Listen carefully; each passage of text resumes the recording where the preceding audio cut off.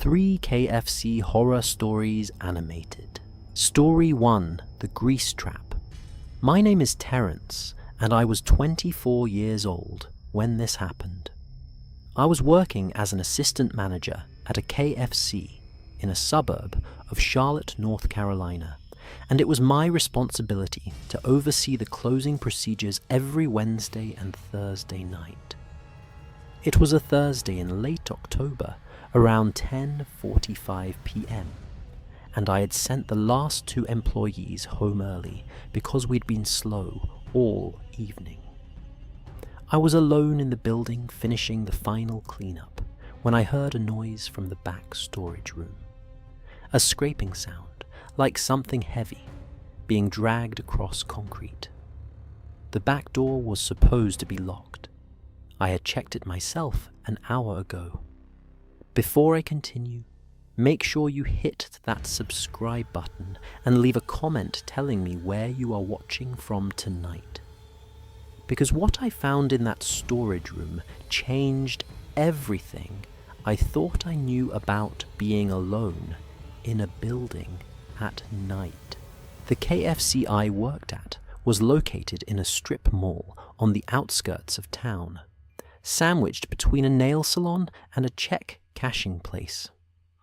We had decent business during lunch and dinner rushes, but evenings were slow, especially on weeknights. By 9 p.m., we were usually down to a handful of customers, and by 10, the dining room was empty. We closed at 11 on weeknights, which gave me an hour to finish cleaning and preparing the deposit. I had been working at that location for about 2 years, starting as a cook and working my way up to assistant manager. The promotion came with more responsibility, including closing shifts, where I was often the only manager in the building. The general manager, a woman named Brenda, trusted me to handle things on my own. That Thursday had been particularly slow. We had maybe 40 customers all evening, which was unusual even for a weeknight. By 9:30 I was bored, and the 2 remaining employees, a teenager named Justin and a college student named Malik, were standing around with nothing to do. I made the decision to let them go early. We were dead. The cleaning was mostly done, and there was no point in paying them to stand around. They clocked out around 9:45, leaving me alone to finish the final tasks and lock up. The building felt different when I was alone. Bigger, somehow. The hum of the refrigeration units seemed louder. The fluorescent lights cast harsh shadows in corners I never noticed when other people were around. I had closed alone plenty of times before, but something about that night felt off from the beginning. I finished wiping down the front counter and moved to the kitchen. The fryers needed to be filtered, the floors needed to be mopped, and the grease trap needed to be checked. Standard closing procedures. I was filtering the fryer oil when I heard the first sound. A scraping noise from somewhere in the back of the building. I stopped what I was doing and listened. Silence. Just the hum of equipment and the distant sound of traffic on the highway. I told myself it was nothing. Old buildings make noises. Pipes settling equipment cycling on and off. I went back to work. 10 minutes later, I heard it again. Louder this time, definitely coming from the storage room at the back of the building. A scraping sound like metal on concrete, like someone dragging something heavy. I walked to the kitchen doorway and looked toward the back. The storage room was at the end of a short hallway, past the walk-in cooler and the employee bathroom.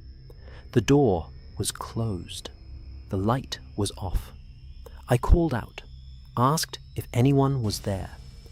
My voice echoed in the empty building. No response. I should have called the police right then. I should have walked out the front door and waited in my car. But I was the assistant manager. This was my responsibility. And besides, it was probably just a raccoon or something that had gotten in through a vent. I grabbed a heavy metal ladle from the kitchen, the only thing within reach that could serve as a weapon, and walked toward the storage room. The hallway was dim.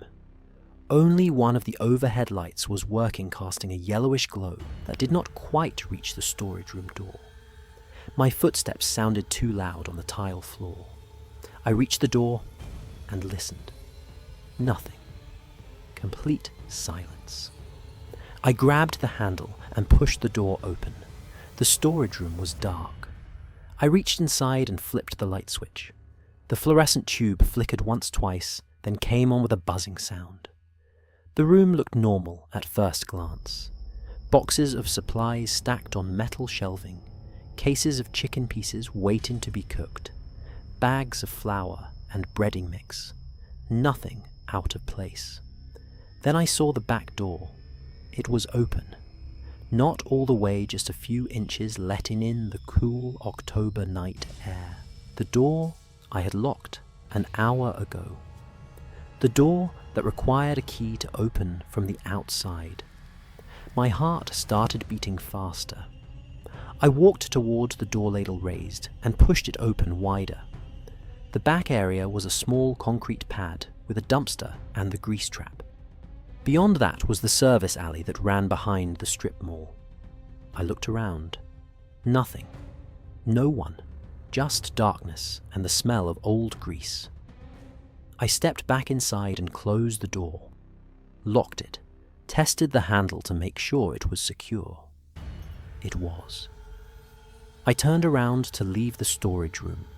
He was standing in the doorway. A man. Maybe mid-30s, average height, wearing dark clothes that blended with the shadows of the hallway behind him.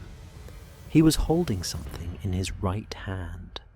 Something metal that caught the light from the storage room. He smiled. It was not a friendly smile. He said he had been waiting for everyone else to leave. He said he knew I closed alone on Thursday nights. He said he had been watching for weeks. I backed up against the shelving, my grip tightening on the ladle.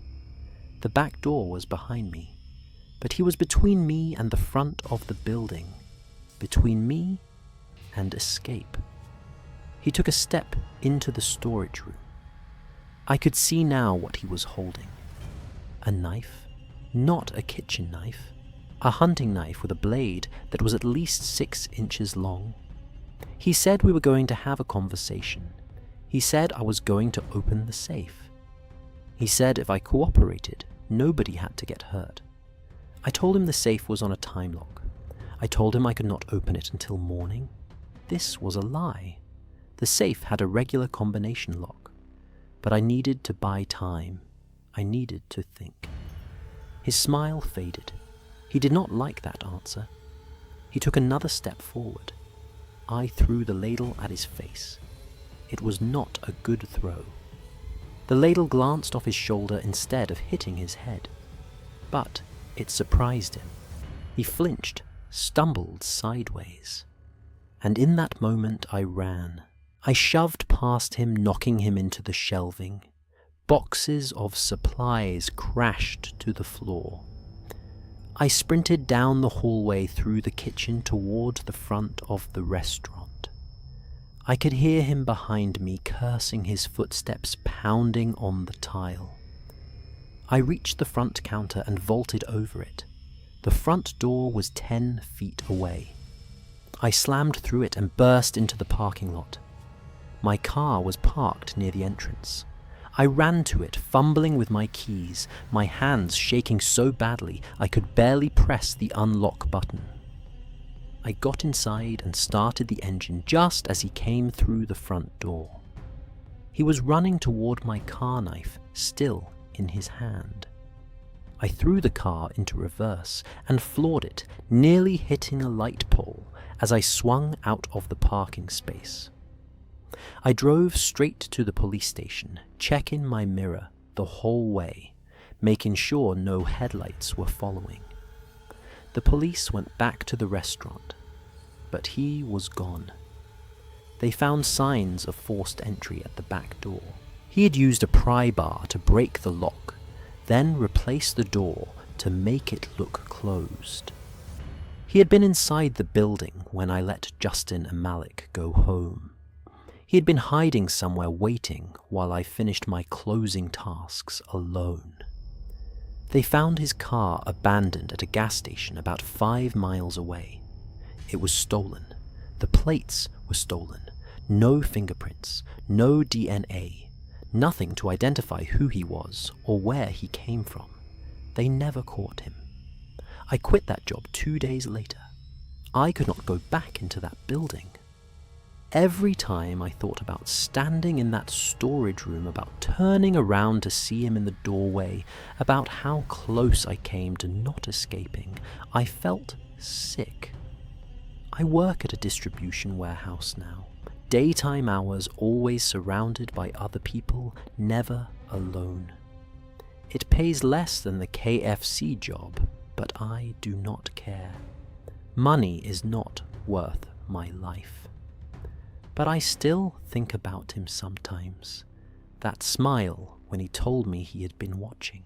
The calm in his voice when he said, nobody had to get hurt. The way he knew exactly when I would be alone.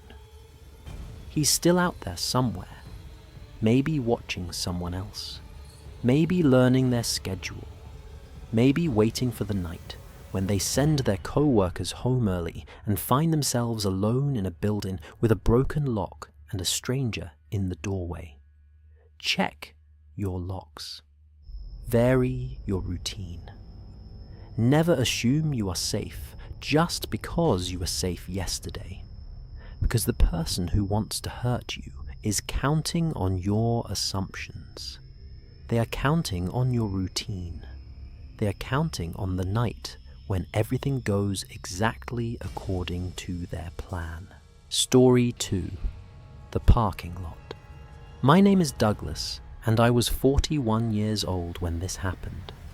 I was stopping at a KFC in Memphis, Tennessee, on my way home from visiting my mother in the hospital. It was around 8:30 p.m. on a Sunday evening, and I was exhausted, emotionally drained, and just wanted to grab some food and go home. The restaurant was moderately busy, families finishing their dinners, a few people in line at the counter. I ordered a bucket of chicken and sat down to eat, trying to decompress after a difficult day. I did not notice the man watching me from across the dining room. I did not notice him follow me out to the parking lot. I did not notice anything was wrong until I reached my car and heard footsteps behind me moving fast, too fast. If you are new to this channel, make sure to subscribe and leave a comment below. Because what happened in that parking lot is a reminder that danger can find you on the most ordinary nights. My mother had been diagnosed with cancer 3 months earlier. Stage 3, they said, but treatable. She was halfway through chemotherapy and the treatments were taking their toll. Every Sunday I drove the 45 minutes from my house to the hospital to spend the afternoon with her. Sitting by her bed, watching TV together, trying to pretend everything was normal. That Sunday had been particularly hard. She was weaker than usual, barely able to stay awake during our visit. The doctors said it was expected that the chemo was working, but it was also draining her. I left the hospital around 7:30, feeling like I had been hollowed out. I did not want to go home to an empty house, didn't want to sit alone with my thoughts. So I stopped at the KFC near the highway exit, figuring I would grab some food and take a few minutes to decompress before finishing the drive. The restaurant was one of those combination KFC and Taco Bell locations, a large building with plenty of seating. When I walked in, there were maybe 15 or 20 customers scattered around the dining room. Families, mostly some teenagers, a couple of older people, eating alone. I ordered my food at the counter and found a table near the back, away from the noise. I was not in the mood for conversation or eye contact with strangers. I just wanted to eat in peace. I was about halfway through my meal when I noticed him for the first time. A man sitting alone at a table near the front windows. Mid-30s, wearing a baseball cap and a denim jacket. He was not eating. He had a drink in front of him, but he was not touching it. He was looking in my direction. I glanced at him, then looked away. Did not think much of it. People look around in restaurants. It does not mean anything. I finished eating, gathered my trash, and headed for the exit. I did not look at the man again. I was already thinking about the drive home, about getting into bed, about trying to sleep. The parking lot was about half full. My car was parked near the back, under a light pole that was flickering intermittently. I had parked there out of habit, not thinking about how far it was from the building. I was about 20 feet from my car when I heard the footsteps. Fast footsteps coming from behind me. Someone running. I turned around. He was right there. The man from inside the restaurant. The one who had been watching me. He was maybe 10 feet away and closing fast. His face was set in an expression I will never forget. Determination, hunger. I had maybe 2 seconds to react. I ran toward my car, pulling my keys from my pocket. My hands were shaking. The key fob slipped in my fingers. I pressed the unlock button and heard the chirp just as I reached the driver's door. I yanked the door open and threw myself inside. He was at the car now, his hand grabbing the door before I could close it. We struggled him, trying to pull the door open, me trying to pull it closed. He was strong, stronger than me. His other hand came through the gap in the door. He was holding something. A knife. Small, foldable, but sharp enough to do serious damage. I let go of the door, and it flew open. I did the only thing I could think of. I threw myself across the center console into the passenger seat and kicked at him with both feet. One kick caught him in the chest. He stumbled backward, losing his grip on the door. I scrambled back into the driver's seat, slammed the door, and hit the lock button. He was at the window now, pounding on the glass, screaming something I could not understand. I started the engine and threw the car into reverse. The tires squealed as I shot backward out of the parking space. He ran after me for a few steps, then stopped. I swung the car around and headed for the exit, watching him in my mirror. He was standing in the middle of the parking lot, watching me go. Then he turned and walked quickly toward a vehicle parked near the side of the building. He was going to follow me. I did not go home. I did not know if he'd already found out where I lived, if he'd followed me before, if my house was safe. Instead, I drove to the police station downtown. I pulled into the lot and sat there for a few minutes, shaking, trying to catch my breath. Then I went inside and filed a report. The officer who took my statement was sympathetic, but honest. Without a license plate or a clear description of the vehicle, there was not much they could do. They said they would increase patrols in the area around the KFC check if any similar incidents had been reported. I never heard anything back. Either they did not find him, or it was not a priority. Another assault that did not quite happen. Another victim who got lucky. I told my wife about it when I got home. She wanted me to stay home from work the next day, wanted to call a security company about installing cameras. I said yes to all of it. I was too shaken to argue. For weeks afterward, I was paranoid. Every car that passed my house, every stranger who looked at me too long, every parking lot I walked through. I kept seeing his face, that expression of hunger, that determination. I started parking close to entrances, always under lights, always where there were other people around. I started paying attention to who was around me in restaurants, who might be watching. I started trusting my instincts when something felt wrong. That man is still out there. I do not know who he was or what he wanted. Maybe he wanted my wallet. Maybe he wanted my car. Maybe he wanted something worse. All I know is that he picked me out of a crowd of 20 people, watched me while I ate, and followed me to my car with a knife in his hand. I think about my mother sometimes, how I was so consumed with worry about her health that I was not paying attention to my own safety. How I walked into that parking lot with my guard completely down, thinking about hospital visits and chemotherapy, not about the man who had been watching me eat. My mother passed away 6 months later. The cancer one, despite everything the doctors tried.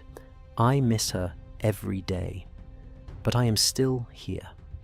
I survived that night in the parking lot because I reacted fast enough, fought hard enough, got lucky enough.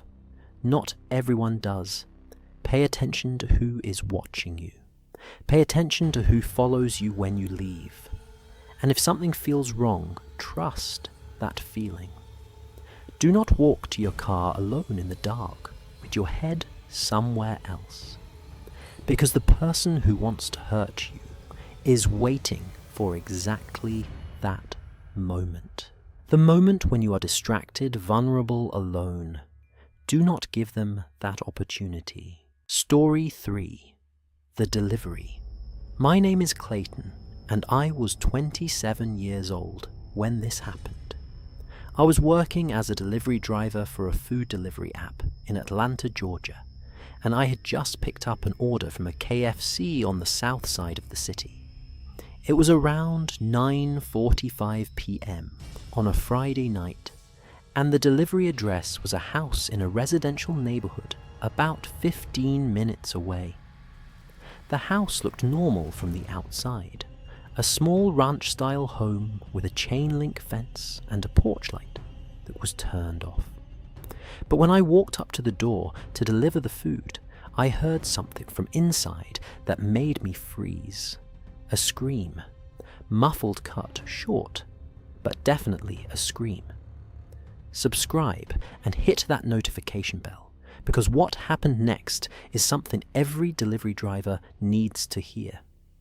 I had been doing delivery driving for about 8 months at that point, mostly evenings and weekends, to supplement my income from my day job. The work was straightforward. Accept an order on the app, pick up the food, deliver it to the customer. Most deliveries were completely uneventful. You hand over the food, maybe exchange a few words, and move on. That Friday night had been busy. Good tips, lots of orders. The kind of night that made the gig worth doing.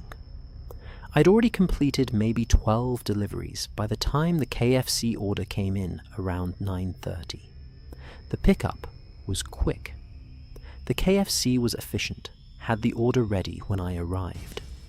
I grabbed the bag, checked the receipt, and headed to my car. The delivery address was in a neighborhood I had been to a few times before. Working class area, small houses with small yards, the kind of neighborhood where people minded their own business.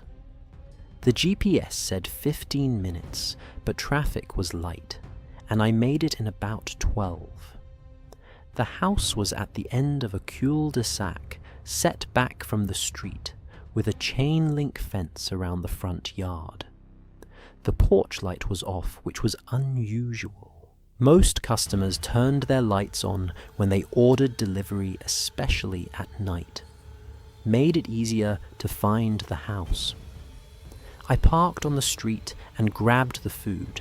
The gate in the chain-link fence was unlocked. I walked up the short path to the front porch and looked for a doorbell. There was not one, just a screen door and a solid wood door behind it. I knocked on the screen door frame, waited. No response, no footsteps approaching, no one calling out that they were coming. I knocked again louder, called out that I was the delivery driver with their order. That is when I heard it. A scream, high-pitched, terrified, coming from somewhere inside the house. It lasted maybe 2 seconds before being cut off abruptly, like someone had covered the person's mouth. I froze. My hand was still raised from knocking. My brain was trying to process what I had just heard. Someone was in trouble inside that house. Someone was being hurt. I backed away from the door, moving slowly, trying not to make noise. I pulled out my phone and dialed 911. The dispatcher answered, and I whispered into the phone, giving her the address, telling her I had heard a scream, telling her I thought someone was being attacked. She told me to stay on the line. She told me not to approach the house. She told me police were being dispatched. I was backing down the path towards the gate when the front door opened. A man stood in the doorway, maybe late 40s heavyset, wearing a stained t-shirt and jeans. He was smiling, but it was not a real smile. It was the kind of smile that covered something else underneath. He said he had been expecting his food. He said he was sorry it took so long to answer. He said his television was loud. I did not say anything. I was frozen. My phone still pressed to my ear, the dispatcher still talking, asking me what was happening. The man's eyes went to the phone. His smile faded. Something changed in his expression. Something dangerous. He asked who I was talking to. I ran. I dropped the food and sprinted for the gate. Behind me, I heard him shout. Something heard the screen door bang open. I hit the gate and threw myself through it, turning toward my car. I made it to my vehicle and got inside, just as he reached the fence. He did not try to follow me into the street. He just stood there at the gate, watching me with that expression that was no longer trying to hide anything. I drove to the end of the cul-de-sac and turned around, watching him in my mirror the whole time. He was still standing there, still watching. As I passed the house again, on my way out, he raised one hand in a slow wave. The police arrived at the house about 8 minutes after my call. I was parked at a gas station a few blocks away, waiting still on the line with the dispatcher. They found a woman inside. She had been held against her will for 3 days. She was the one who screamed when she heard me knock, hoping I would hear, hoping someone would finally know she was there. The man had abducted her from a grocery store parking lot earlier that week. He had been holding her in his basement, doing things to her that I do not want to describe. When I knocked on the door, she'd made one desperate attempt to call for help, and he had silenced her before I could understand what was happening. If I had just left the food on the porch, if I had assumed the scream was a television, if I had not called 911, she might still be in that basement. Or, worse, The man was arrested and charged with kidnapping assault and a list of other offences that would keep him in prison for the rest of his life. The woman survived. She spent months in therapy trying to recover from what he had done to her. The police said I saved her life. They said my call was what finally broke through, what finally brought help to that house, at the end of the cul-de-sac, where no one could hear her scream. I did not feel like a hero. I just felt sick. Sick at the thought of what had been happening inside that house while I stood on the porch holding a bag of fried chicken. Sick at how close I came to just leaving the food and walking away. I still do delivery driving, but I pay attention now in ways I did not before. I notice when something feels wrong. I notice dark houses and strange sounds and customers who take too long to answer the door. And when something does not seem right, I do not ignore it. That woman took a chance. She screamed, knowing he might hurt her for it, hoping that anyone would hear. She trusted a stranger to understand, to help, to not just walk away. I almost failed her. I almost did exactly what she feared I would do. But I heard her, and I called for help, and that was enough. If you are ever in a situation where something seems wrong, do not dismiss it. Do not tell yourself it is not your business. Do not assume someone else will handle it. Call for help. Trust your instincts. Be the person who listens when someone screams, because sometimes you are the only chance they have. Those were 3 KFC horror stories. Fast food restaurants are places we visit every day without thinking twice about safety. We order our food, eat our meals, use the drive-thru on our way somewhere else. We assume these places are ordinary and safe. But, as these stories show, danger can hide anywhere. In the storage room, where someone is waiting for the building to empty out. In the parking lot, where a stranger follows you to your car. At the delivery address, where someone is being held against their will. Pay attention to your surroundings. Trust your instincts when something feels wrong.